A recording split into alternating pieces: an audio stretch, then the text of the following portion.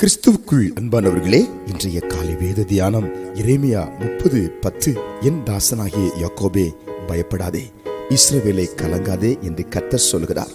இதோ, நான் உன்னை தூரத்திலும் உன் சந்ததியை தங்கள் சிறையிருப்பின் தேசத்திலும் இராதபடிக்கு ரட்சிப்பேன். யாக்கோபு திரும்பி வந்து அமர்ந்து சுகித்திருப்பான், அவனை தத்தளிக்க பண்ணுவாரில்லை.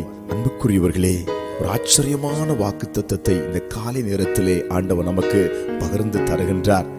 தெளிவாய் கர்த்தர் சொல்லுகிறார், நிச்சயமாய் நீங்கள் பயப்பட வேண்டாமா, கலங்க வேண்டாமா, நீங்கள் அமர்ந்து சுகித்து ஆண்டவரை ஆராதித்து அமெரிக்கையான ஆசீர்வாதமான வாழ்க்கை வாழ்வீர்கள் என்று கர்த்தர் சொல்லுகிறார். தத்தளிப்பு உங்களை விட்டு மாறிவிடும். பல்வேறு சூழ்நிலைகளை குறித்து தத்தளித்துக் கொண்டிருக்கிறோமே, கலங்கி கொண்டிருக்கிறோமே, பயந்து கொண்டிருக்கிறோமே. கர்த்தர் இந்த காலை நேரத்திலே பயத்து நாவியை எடுத்து போடுகிறார், தத்தளிப்பு நாவியை எடுத்து போடுகிறார், கலக்கத்து நாவியை எடுத்து போடுகிறார்.